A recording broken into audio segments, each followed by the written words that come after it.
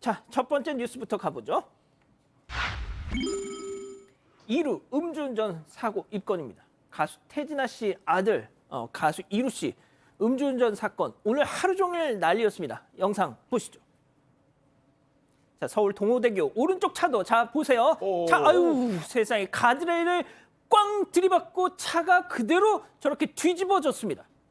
아, 저는 영상 보기 전까지만 해도 그냥 단순 음주 추돌 사고인가 했더니 엄청 큰 이거는 사건이죠. 이 기자. 네, 맞습니다. 어젯밤 11시 27분쯤에 가수 이루 씨가 몰던 차량이 강변북로 구리방향 동호대교 부근에서 이 가드레일을 들이받고 전도가 됐습니다. 이루 씨가 낸 걸로 추정되는 이 사고 장면이 한 유튜버가 동호대교를 24시간 촬영하는 라이브 캠에 포착이 됐는데요. 이 당시 혈중 알코올 농도는 면허 정지에 해당하는 수치였습니다. 다행히 다른 인명 피해는 없는 것으로 알려지고 있습니다. 이 경찰은 조만간 이루 씨를 소환해서 이 사고 경위를 조사하고요. 이 동승자도 음주운전 방조 혐의를 적용할지 결정할 것이라고 밝혔습니다. 이루 씨는 오늘 자신의 SNS에 사과문을 밝혔는데요. 이 변명의 여지가 없다면서 준비 중인 드라마 관계자들에게 누를 끼쳐서 죄송하다고 사과하면서 활동을 중단하고 당분간 자숙하겠다고 밝혔습니다. 아니 당분간 자숙이면 언젠가는 또 복귀를 한다는 얘기인가요? 자, 하지만 더 충격적인 거 처음이 아니었다는 겁니다. 그러니까 지난달에도 이루 씨가 이제 과거에 음주운전을 하고 본인이 단속될까봐 두려워서 동승자가 운전했다고 해서 운전자 바꿔치기 한 혐의로 검찰에 송치가 됐습니다. 아이고. 이 사건은 지난 9월에 있었던 건데 당시 용산구에서 술을 마신 상태로 이루 씨가 운전한 걸로 이제 경찰은 의심을 했고, 근데 이제 그 당시에 동승자가 운전한 것이다라고 진술을 했었는데 경찰이 이루 씨가 본인이 운전했으면서 동승자가 운전한 것이라고 거짓 진술했다. 이거는 음주운전죄가 아니라 범인도피 교사죄입니다. 아유. 이에 해당해서 검찰에 송치를 했고요. 그러니까 음주운전 의혹을 받고 지난 9월이었으니까 또 한 3개월 만에 다시 또 음주운전하다 이번에 사고까지 내게 된 겁니다. 아, 글쎄요. 당분간 자숙이라는 말에 뭐 팬이나 대중이 과연 이걸 그 얘기를 어떻게 받아들일지는 저는 솔직히 모르겠습니다. 자, 마약 복용 혐의로 구속된 돈 스파이크 씨. 오늘 결심 공판이 있었죠? 네, 그렇습니다. 지난 9월에 서울 강남의 한 호텔에서 필로폰을 투약하고 많은 양을 가지고 있어서 충격을 줬는데 오늘 이제 재판이 끝나서 구형을 했습니다. 검찰이 징역 5년과 추징금 3,900여만 원으로 상당히 무겁게 구형을 했는데요. 검찰이 보기에는 가지고 있었던 필로폰 양도 굉장히 많고 또 연예인이라는 신분을 위해서 다른 사람들에게 권유까지 해서 죄질이 좋지 않다라고 했는데 돈 스파이크 측 변호인이 구금 기간 동안 손가락 마비가 와서 반성문조차 제대로 못 쓸 정도 상황이었다라고 하는데 왜 이런 일을 해서 했는지 참 안타깝습니다. 예. 아, 예, 알겠습니다. 자, 두 번째 뉴스 이어가죠. 4호선 오징어 빌런입니다. 자, 백문이 불여일견 무조건 초집중해서 영상 보시죠.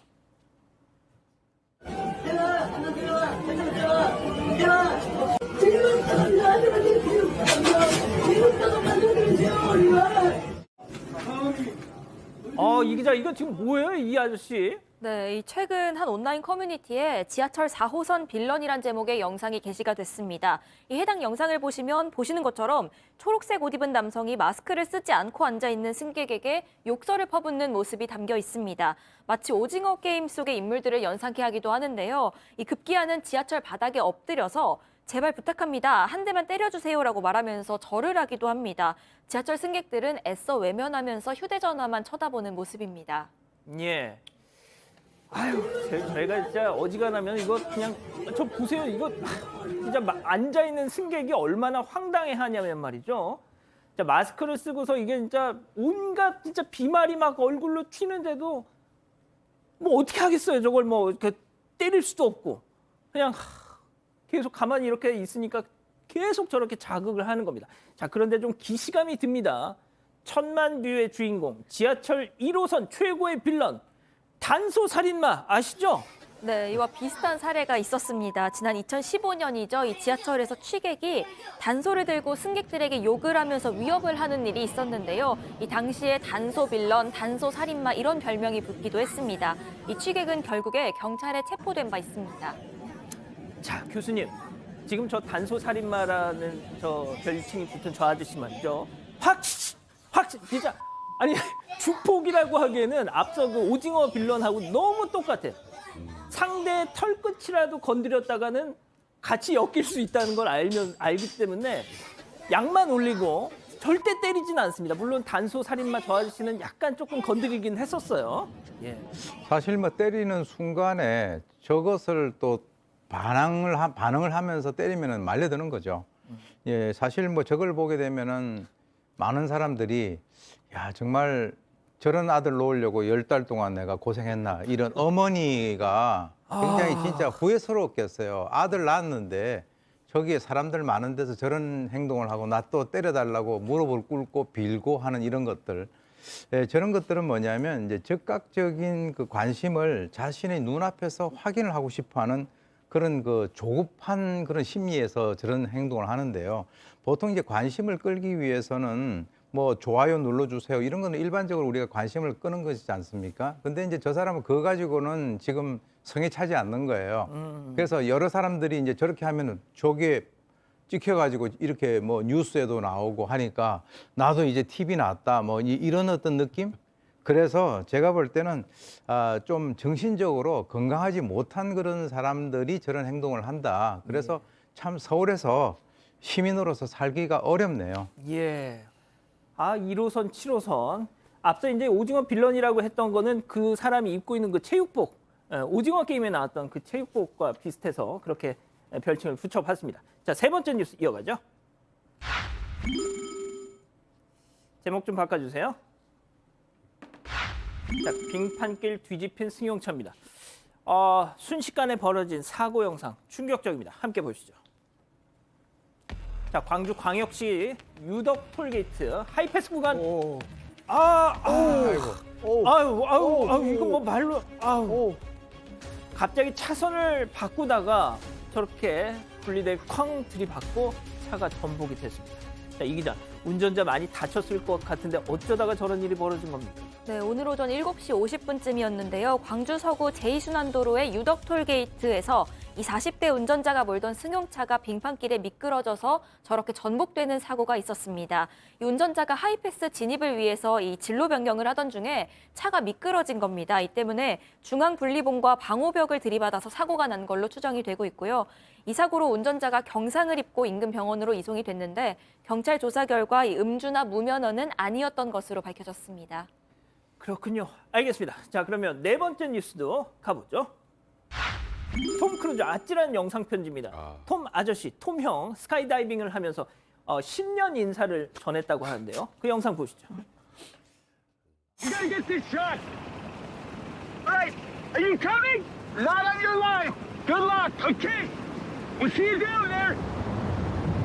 Whoa. Where was I? Oh yeah, thank you for supporting Top Gun Maverick. As always, thank you for allowing us to entertain you. It truly is the honor of a lifetime.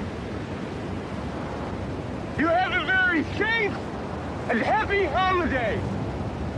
We'll see you at the movies. 아우, 세상에, 저거 지금 스턴트맨 본인이 직접 한 거예요. 야, 세상에. 아니, 보통 이 톰 크루즈가 진짜 영화에서 어지간하면 액션씬을 본인이 직접 하는 걸로 되게 유명한데, 자, 올해 61살, 양지열 변호사님보다 10살 더 많은, 그래서 어쩌면 좋아. 톰 크루즈 영상을 찾아보시면요, 저런 영상들이 참 많습니다. 나이에 대한 얘기는 저렇게 언급을 안 했어요. 스카이다이빙을 할 뿐만이 아니라 그것도 뭐 좀 본인이 얘기해 직접 고속 제트기를 몰면서 실제 탑건 매버릭에서처럼 위험한 것들을 막 주변 사람들을 반 강제로 끌고 가서 태워서 막 이렇게 아슬아슬한 장면을 연출하는 거거든요. 좀 전에도 떨어지면서 같이 가시죠. 그 백발성성한 감독한테 난 못 가 이런 장면이잖아요. 예. 참 대단한 형님이십니다. 그럴 법도 한 게 탑건 매버릭 국내에서만 무려 800만이 넘는 관객을 동원했고요. 14억 달러라고 하는 흥행 신기록도 세웠기 때문에 감사 인사 드린 건 좋은데 굳이 160km로 떨어져 가면서 그렇게 감사 인사해서 심장을 쫄깃하게 해주실 겁니까, 형님? 고맙습니다. 예. 미션 임파서블 조금 뭐 내년에 아마 개봉되는 걸로 알고 있는데 거기서도 진짜 별의별 막 액션씬을 다 했다고 하더라고요. 알겠습니다. 자, 마지막 사연 가보죠. 예비 신랑보다 연봉이 2배.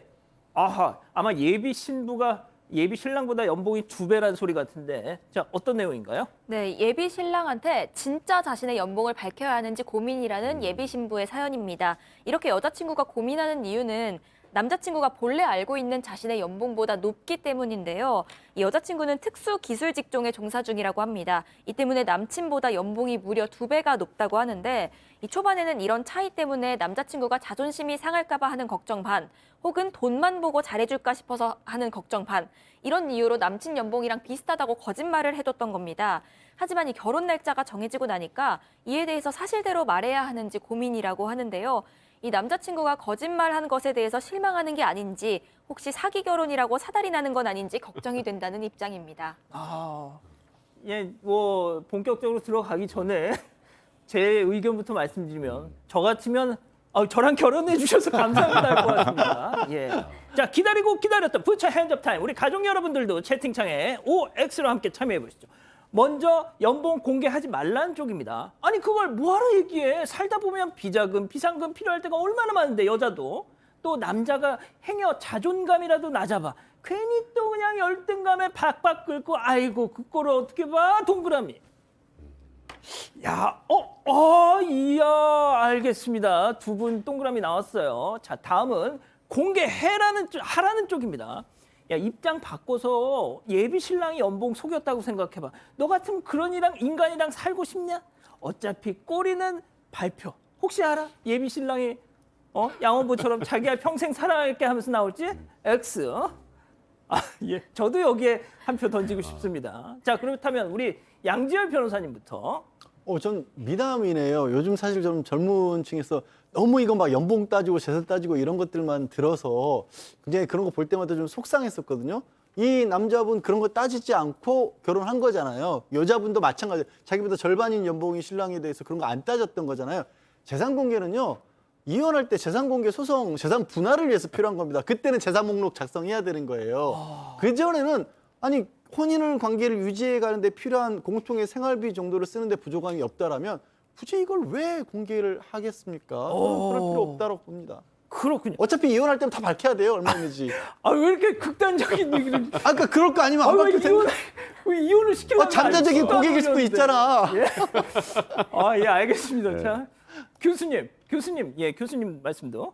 요즘에 연봉을 밝히네요. 근데 사실 제가 봤을 때 이 여친이라는 분이 자기 남자친구의 연봉의 2분의 1밖에 안 되는데 자기가 올려서 그렇게 되면은 그게 문제가 되지만 아까 말씀하신 대로 뭐 연봉 그렇게 따지면은 뭐 저도 결혼할 때 저희 집사람이 저보다 봉급을 훨씬 더 많이 받았어요. 진짜요? 예. 근데 이제 그것도 모르고 저는 뭐 이제 결혼하면은 바로 뭐 이렇게 그만둬라 뭐 이렇게 얘기해가지고